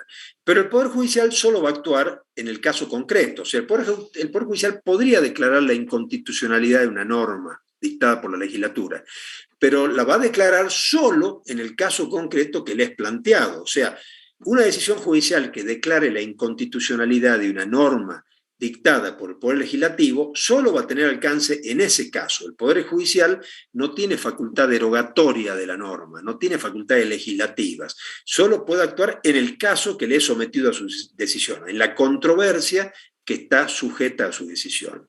Y esto es muy importante porque esto también tiene que ver con los límites y el control del poder, ¿no? Evitar que el judicial se exceda y se asuma como si fuera un poder legislativo y termine transformándose el Poder Judicial en legislador de una sociedad, algo que sería completamente inconveniente y contraproducente. No hay peor cosa que el gobierno de los jueces, es decir, es una cuestión absolutamente vedada en casi todos los países con sistema constitucional. Claramente a los jueces se les da una cantidad de poder importante, pero absolutamente limitado en relación a su intervención, con lo cual se logra un equilibrio entre las funciones del poder, ¿no es cierto? Entonces, ¿qué pasa con la función? Si en definitiva, todas las cuestiones o los casos en donde es afectado el interés de un particular van a parar al Poder Judicial y el Poder Judicial puede decidir declarar la invalidez de una norma o de una decisión que se haya tomado en el ámbito del Poder Legislativo y el Ejecutivo para aplicarse en concreto, ¿cómo es esto de que hay alguna función que no puede ejercer el Poder Judicial? Y acá viene el tema de la función gubernativa.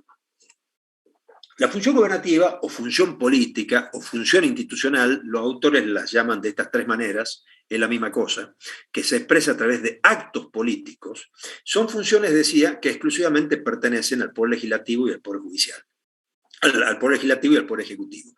Estas funciones, el contenido de la función gubernativa, en principio, está exenta del control judicial. Es decir, por ejemplo, el Poder Judicial nunca podría intervenir en declarar la invalidez de la declaración de guerra, o no podría impedirle al Ejecutivo celebrar un tratado, o no podría impedirle al Poder Legislativo sancionar el presupuesto de la Nación, o intervenir y alterar los números del presupuesto. Esto sería inconcebible porque estaría metiéndose en un espacio de poder que no le pertenece, ¿no?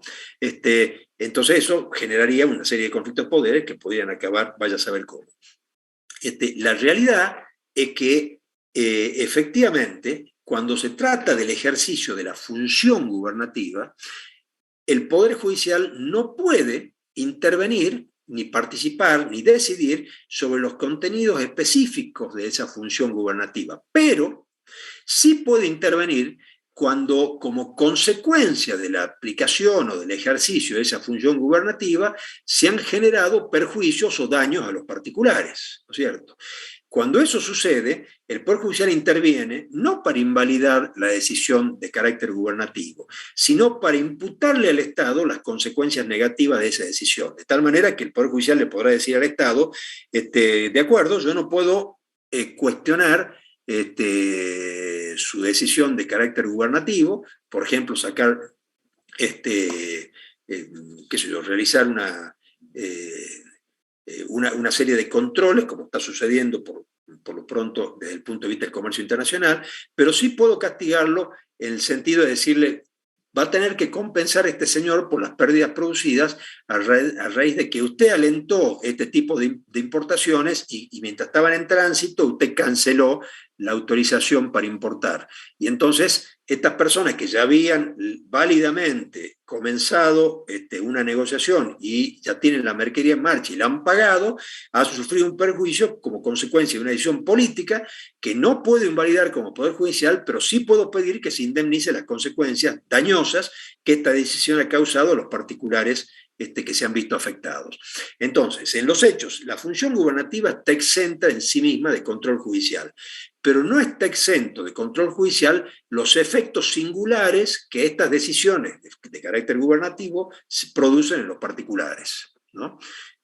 No sé si está claro. O sea, la función administrativa, la función legislativa y la misma función jurisdiccional son controlables judicialmente. En materia judicial, la decisión de un juez de primera instancia es revisada por un juez de otra instancia y eventualmente, si las condiciones se dan, hasta por la Corte Suprema de Justicia de la Nación. O sea, en el Poder Judicial hay instancias de control según los grados de los tribunales que intervengan, ¿no es cierto? Siempre hay un tribunal que interviene en lo que llamaríamos una primera instancia, el primer momento en que el particular plantea su caso y le pide a un juez que decida, pero la decisión de ese juez, a su vez, puede ser revisada por una instancia superior a ese juez, como puede ser la de la Cámara, la de los tribunales de impugnación, o las cortes de justicia locales o las cortes de justicia nacional.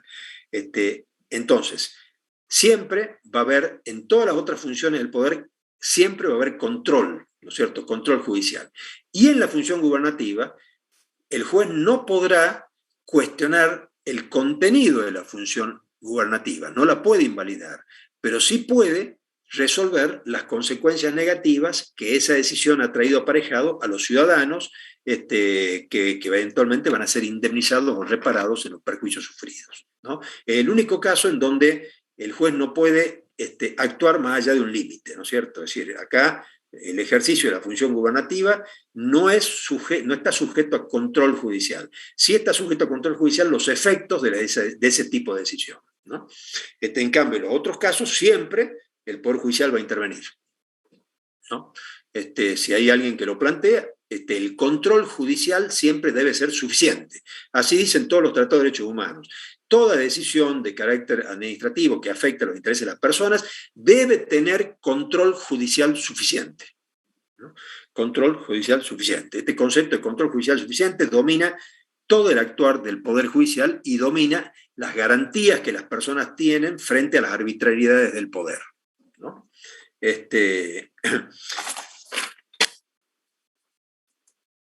Vamos al punto de la función jurisdiccional, ¿no? Como mención, el poder jurisdiccional es, yo les decía, el poder decir el derecho. O sea, cuando hablamos de función jurisdiccional, estamos hablando que alguien decide una controversia y a esa decisión tiene la fuerza legal suficiente para imponerse y hacerse cumplir de manera coactiva, sea por el Poder Ejecutivo o por el Poder Judicial. El Poder Judicial, la naturaleza de la función, digamos, cuando dicta una sentencia un juez, tiene esta fuerza del verdad legal expansiva y todo el mundo tiene que cumplirla. Pero en materia administrativa, cuando un órgano administrativo ha sido investido de la posibilidad de intervenir en una función jurisdiccional, en ese caso, aun cuando esté correctamente emitida la decisión de ese órgano administrativo, siempre va a haber control judicial suficiente. O sea, no hay ninguna decisión administrativa, sea del carácter que sea, aún siendo jurisdiccional, que no esté sujeta a control del Poder Judicial. La única cosa es que hay algún tipo de decisión administrativa que va a tener un control judicial más limitado. Por ejemplo, cuando ustedes les imponen una multa por circulación o por mal estacionamiento, van a parar al Tribunal Administrativo de Faltas, ¿no? El Tribunal Administrativo de Faltas les pone una sanción y hay una vía judicial de control de ese tribunal ante los juzgados correccionales. O sea, si usted está disconforme con la aplicación de una sanción por un tribunal administrativo de faltas, va a interponer un recurso que se llama recurso directo y eso va a ir a parar a un juez correccional que va a emitir la decisión final. Si usted es un profesional que está inscripto en el Consejo Profesional de Ciencias Económicas, va a estar sujeto a las regulaciones del Tribunal de Ética. Si usted incurre en una falta ética en su profesión y causa perjuicio a un particular, el particular lo denuncia ante el Tribunal de Ética del Consejo Profesional y el Consejo Profesional va a instruir las actuaciones, va va a tener usted la posibilidad de defenderse y aportar la prueba, pero si el tribunal entiende que usted ha incurrido en una falta, le va a aplicar una sanción. La sanción puede ir desde una multa hasta una suspensión de la matrícula por determinado tiempo, ¿no es cierto? En algunos casos la suspensión puede ser bastante larga, hasta un año. En esos casos, si usted está disconforme, usted puede interponer lo que se llama un recurso directo ante un juzgado contencioso administrativo, porque se trata de una sanción administrativa que va a parar un juzgado contencioso administrativo, que va a ser a donde usted se va a poder defender con amplitud, pero la decisión que tome el juzgado va a ser definitiva. Es decir, se habrá ejercitado en este caso lo que llamamos control judicial suficiente. Frente a una decisión de tipo jurisdiccional que toma un órgano administrativo, como puede ser un tribunal de ética, el control judicial suficiente se hace a través de un recurso de apelación directo que va a parar al juzgado contencioso administrativo. Es decir, siempre hay control judicial suficiente, sea que el ejercicio de la función jurisdiccional esté atribuido a un órgano administrativo, o sea que esté atribuido al mismo Poder Judicial, en donde hay, como consecuencia del procedimiento respectivo, una serie de recursos que uno puede interponer para controlar las decisiones del juez que es primero intervenido, ¿no es cierto? Así que, como les decía, les repito porque alguien preguntó, me pidió que lo repita. Quiero que me manden a través de correo electrónico, por el foro de consulta que está en la plataforma, la respuesta breve de no más de 3 líneas de cualquiera de las preguntas que están contenidas en el punto B del cuestionario que hace referencia a preguntas con respuestas abiertas. 2, no más de 2.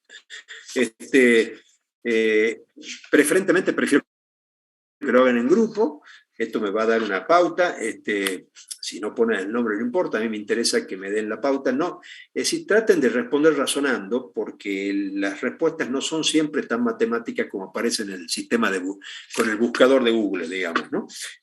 Traten de buscar en los materiales que tienen disponibles para estudiar, que es, yo creo que lo mejor, que ahí van a encontrar una respuesta fundada y completa, ¿no? Y redúzcanla a 3 líneas. Como máximo, ¿no? Como máximo. No me hagan leer más porque son demasiados ustedes. No las voy a calificar, pero sí les voy a hacer una devolución, eventualmente, ¿no? Así que, bueno, vamos a dar la clase por terminada. Les dejo entonces el cuestionario para que ustedes lo lean y me informen sobre el resultado. No, la materia no la vamos a hacer. Acá me dicen, pero me lo preguntan siempre. Una promoción requiere otro tipo de actividad. Ustedes son demasiados para hacer promoción. En realidad requiere un tipo de interacción, de evaluación permanente, de examen todos los días, donde todos estén haciendo exámenes todos los días de manera regular. Y en este número de personas la promoción es casi imposible, ¿no? Es decir, en aulas pequeñas sí, pero en este tipo de volumen de aulas no. Así que no es promocionable, se rinde con examen final. Hay 2 parciales, digamos, la condición de esta materia no es la asistencia, es rendir los 2 parciales, aprobar los 2 parciales. Si se aprueban los 2 parciales, son alumnos regulares, pueden rendir el examen como alumno regular. Si no aprueban los 2 parciales, lo van a rendir como libre, donde nosotros tenemos más amplitud para poder indagar al alumno que está en condición de libre, ¿no? Acá me preguntan si hay clases por el milagro. No hay clases, porque yo tengo entendido que la universidad lunes, martes y miércoles son días no laborables, así que no vamos a trabajar esos días. Yo, es más, les digo, la clase, digamos, próxima, hoy es 8, la clase próxima es el 20 de septiembre, ¿no es cierto? Que vamos a ver la unidad 2, que va a estar a cargo del profesor Claudio Fernández Viera, y en esa clase van a ver digamos, cuando nosotros analizamos la cantidad de días disponibles para clase. Sí, perdón, alguien quiere hablar. Adelante.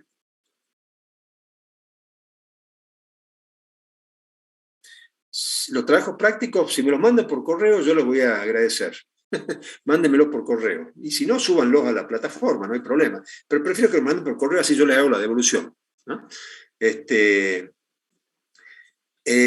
La clase próxima es el 20 de septiembre, les decía recién, ¿no? Que van a ver la unidad 2, y en esa misma clase van a tener el práctico también, porque por la cantidad de clases que tenemos disponibles, no llegamos hasta fin de año si no es achicando un poco la brecha entre la teórica y la práctica, ¿no? Así que el 20 de septiembre nos vamos a ver. El cuestionario, ¿cuándo estará habilitado y cuándo hay que presentar? El cuestionario ya está habilitado. Entren a la plataforma y lo van a encontrar como trabajo práctico. Dice, trabajo práctico, unidad 1. ¿No? ¿Profe?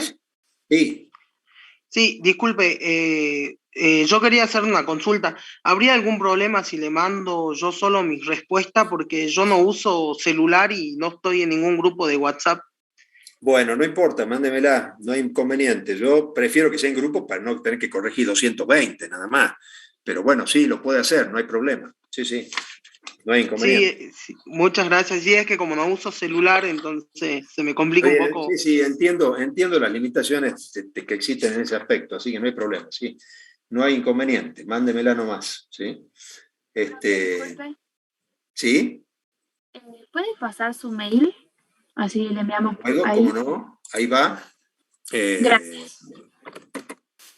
Profe, ¿el trabajo se lo pasa por Gmail? Yo tengo un Hotmail, pero yo si no me lo pasa a la plataforma. Si no me lo deje en la plataforma, pero yo tengo yo le estoy poniendo acá mi correo electrónico.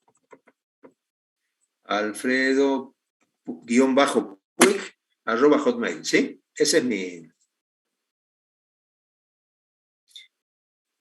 Si me la mandan antes del viernes, mejor. Y si no, bueno, será la semana que viene. Pero manden básicamente para no se acumule, porque está bien, ahora tenemos un paréntesis hasta el 20, o sea que tenemos un tiempo laxo como para poder hacerlo, digamos. Así que no le voy a exigir, pero que sea antes de la clase que viene. Tiene que ser antes de la clase que viene, ¿sí? Ahí está mi correo para el que quiera tenerlo, ¿no? Sí, ya se lo acabo de poner. ¿Algo más? Bueno, finalizamos aquí. Cualquier cosa me escriben, ¿sí? Que tengan una buena semana. Y para los creyentes, feliz milagro, ¿sí? Gracias, profe. Hasta luego. Adiós, hasta luego. Gracias, profe. Adiós. Adiós, hasta luego. Que tengan buena semana.